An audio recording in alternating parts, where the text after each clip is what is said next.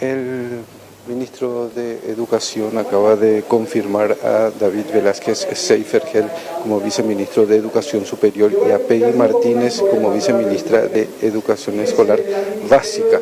Ahora también el ministro hacía referencia a que habló con el presidente Peña y acompañó al presidente estos cambios que se están realizando. También en culto habría cambios, pero próximamente.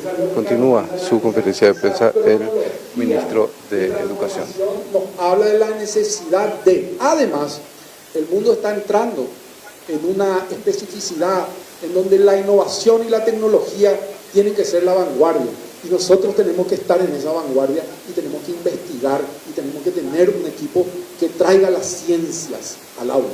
Y ese es un trabajo que estamos haciendo y que vamos a desarrollar, pero ya vamos a entrar con más detalle después en eso. Sí, también antes de cualquier cosa quiero hacer una aclaración. Por la nueva ley, el presidente del CONES es el ministro de Educación. En tal sentido voy a asumir la presidencia del CONES. Esa presidencia, si bien es una prerrogativa mía poder derivarla a alguna persona, no necesariamente a un viceministro, puede ser cualquier persona, he tomado la decisión en siempre diálogo y por supuesto con la anuencia de nuestro presidente, de que lo más prudente es que en este tiempo yo asuma la presidencia del CONES hasta tanto y en cuanto podamos instalar los temas que veníamos desarrollando, instalando, y cuando se consolide eso podemos pensar en un proceso distinto, pero por ahora seré también el presidente del CONES. Ministro, las auditorías iniciaron en paralelo. ¿Cuándo se tendrían los resultados? Las auditorías ya comenzaron porque eso es inmediato, ¿verdad? O sea, cuando alguien deja un cargo, se desarrolla el sistema de auditorías para permitir que el que venga pueda tener en orden todo y decir, hasta acá fue la gestión anterior, a partir de ahora empieza mi gestión. Eso ya empezó y yo creo que esta semana vamos a tener ya todo en orden. ¿Y cuál va a ser entonces en ese sentido la línea que va a seguir en el CONES, teniendo en cuenta que hay algunos anteproyectos de ley, digamos, que estaban ya en curso, estaban siendo incluso dialogados, presentados con los otros miembros? La idea con el CONES, por eso decía yo, es seguir un poco en la dinámica de conversación con la gente, escuchar la pertinencia o no de la presentación del proyecto, de ese proyecto de ley, y si es que hay que aportarle más cosas también hacerlo, si hay que sacar algunas cosas también hacerlo, es decir, es seguir esa línea de trabajo que ya habíamos establecido. Esa es la dinámica, nosotros queremos seguir con esa línea. Sí, yo le agregaría algunas cositas que estaban en el proceso y en la dinámica de trabajo que por algún motivo no pudimos llegar todavía, y yo quiero que lo hagamos ahora, que es dotarle al CONES de mayor cantidad de personas que puedan llevar adelante el enorme trabajo que tiene el CONES y que tenga una estructura humana suficiente para poder hacerlo, ¿verdad? Entonces, en ese proceso vamos a entrar. Este proyecto de infracciones para las carreras, entonces, digamos, va a seguir adelante, ¿verdad? Sí, tiene que seguir adelante porque nosotros necesitamos que el CONES de alguna manera tenga reglas más claras para su funcionamiento. Y hoy es un poco difuso el tema de cómo aplicar ciertas tanto habilitaciones o sanciones para cerrar o no habilitar, etcétera. Tenemos que ser más específicos y ahí hay una ley que no nos permite tener mucha claridad de cómo hacerlo, ¿verdad? Entonces yo creo que hay que seguir en esa dinámica. Ministro, la propuesta y contrapropuesta del sector educación con los que se reunió más temprano, ¿podríamos conocer? Sí, ¿te refería a la reunión con los gremios? Sí, muy bien, claro que sí. Nos reunimos con los gremios, yo agradezco mucho la presencia de todos. Hemos establecido algunas dinámicas muy importantes. Vamos a crear mesas de trabajo permanente con los gremios según las temáticas. Ellos también tienen gente preparada, gente muy instruida en algunos temas. Algún gremio es más desarrollado en la parte económica, otro en la parte pedagógica, y entonces vamos a conformar mesas de trabajo para revisar todas nuestras acciones y para que nosotros también le podamos contar a ellos hacia dónde vamos, qué queremos, por qué queremos, y trabajar en conjunto con ellos. Ellos son una fuerza muy importante dentro de la educación, Imagínense que los gremios puedan cumplir esa labor formadora también de sus docentes y sus asociados. Yo creo que nos van a dar una mano gigante para el crecimiento y para la implementación de ciertas políticas que queremos desarrollar. Una de ellas en específico que planteamos hoy es la creación de una mesa de educación inclusiva que nos permita revisar la resolución 376, una resolución en la que nosotros creemos tiene todos los condimentos, pero que le faltaría algunos ajustes.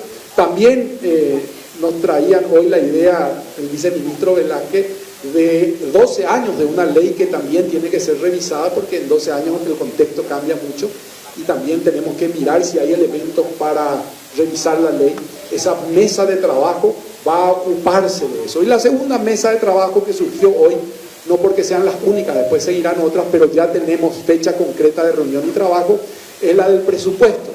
Siempre el presupuesto, los gremios tienen una participación dentro de la estructura del presupuesto y nosotros queremos eso hacerlo con tiempo, discutir con propiedad, discutir con calidad y que la propuesta sea una propuesta consensuada con ellos. Ministro, ¿cómo queda la denuncia sobre los institutos de formación docente que en su momento había impulsado Federico Mora? Porque tenemos entendido que todavía no se presentó ante el Ministerio Público.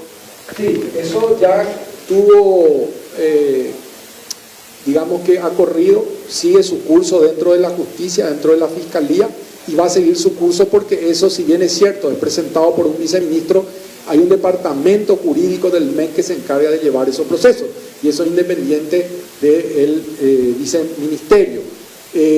También quiero decir que en cuanto a las pruebas, nosotros tuvimos, hasta ahora nos convocaron a 3 amparos, los 3 hemos ganado en relación a las pruebas que se han tomado para el ingreso a la carrera docente, y hay otro grupo de institutos que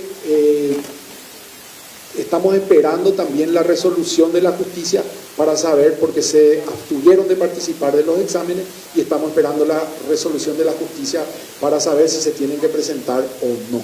Y en ese proceso estamos, pero las denuncias siguen firmes, siguen vigentes y eso está llevado por el Departamento Jurídico del Ministerio de Educación. ¿Hay más cambios en el Viceministerio de Educación en las direcciones con respecto a ese proceso, ministro?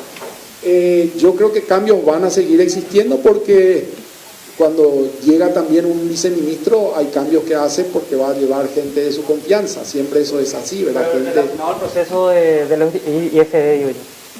Y yo hoy te digo que van a haber más cambios, tendrían que haber más cambios. El cambio no siempre es de persona, el cambio muchas veces también se da de estructura, de manera de funcionar. Yo creo que tenemos que sentarnos a conversar con los institutos de formación docente privados para ver cómo vamos a funcionar de una manera eficaz y que sea productiva para todos.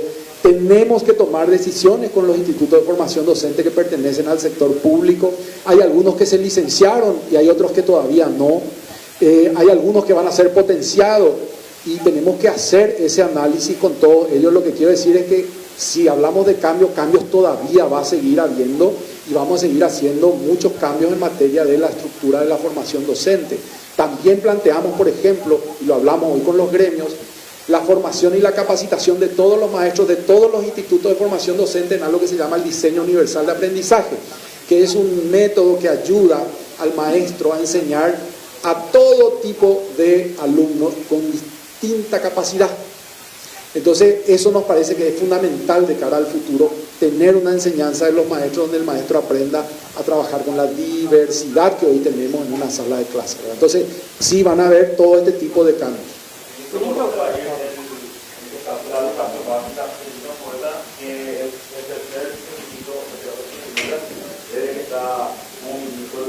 Le preguntan sobre los cambios del tercer viceministro en el cargo. De trabajo, ¿verdad?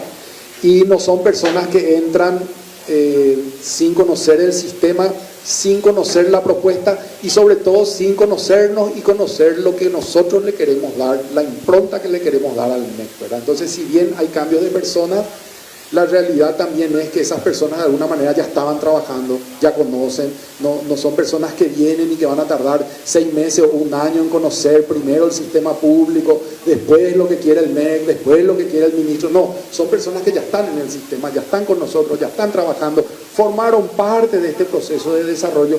Por lo tanto, creemos que Eso también fue un motivo por el cual decidimos tomar la elección de estas personas, porque son personas que ya están dentro del sistema y eso puede ayudar a que no exista una dificultad como la que vos estabas señalando. Volviendo, como usted habló del tema del sistema de DUA y volviendo a lo de educación inclusiva, entiendo que hay una propuesta de la FEP que es de crear una especie de sección exclusiva en las escuelas para los estudiantes con discapacidad. Esa puede ser una línea del MEC y si eso puede ser considerado incluso un retroceso teniendo en cuenta la inclusión, ¿no? Sí, ahí lo que nosotros hicimos hoy fue armar una mesa técnica para discutir eso. Si eso es pertinente, si eso no es pertinente, si eso retrocede, si eso no. Yo creo que hay que hacer un debate mucho más profundo en torno a la educación inclusiva, porque muchas veces no hay peor ley que aquella que no puede ser cumplida. En el sentido de que se pone una ley muy linda, pero no se ve qué se necesita para que esa ley pueda ser efectiva. Entonces, en ese análisis estamos. Si bien compartimos la ley y nos parece excelente, lo que tenemos que preguntarnos es qué necesitamos para que esa ley sea realidad. Y en ese proceso de trabajo estamos, esa es la mesa de trabajo que estamos organizando con los gremios, de manera a escuchar y a conocer un poco también la realidad desde el trabajador de la educación que está en terreno. Después tenemos también la teoría, lo teórico, la academia, y a todos le tenemos que escuchar, pero sí tenemos que escuchar al que está en territorio. Muchas gracias a todos. Concluye de esta forma la conferencia de prensa en el Ministerio de Educación, encabezado por el titular Luis Ramírez, y también haciendo la presentación de los nuevos viceministros. En este caso estamos hablando de David Velázquez Seifergel, en este caso viceministro de Educación Superior, quien estaba interinando a partir de la salida de Federico Mora, y se le confirma en el cargo de esta manera. Y Marién Peggy Martínez, viceministra de Educación Básica, son los dos cambios que se confirman ahora. El ministro no descartó que haya otros cambios dentro del plano del viceministerio de Culto, y también con relación a las denuncias de los institutos de formación docentes que había sido impulsado por el anterior viceministro. Van a continuar, se va a seguir la vía judicial porque fue encarado a partir de un viceministro, decía el ministro de Educación Luis Ramírez. La nueva composición entonces del ministro Luis Ramírez encabezando esta cartera educativa junto a los viceministros. Así, allí los vemos para la foto a la derecha, el primero, David Velázquez Seifergel, que ya es confirmado como viceministro de Educación Superior, venía ocupando un cargo dentro del viceministerio. Ya también la viceministra de Educación Básica, Marién Peggy Martínez, los vemos allí, y la confirmación de que Luis Ramírez, el ministro de Educación, presidirá también el CONES.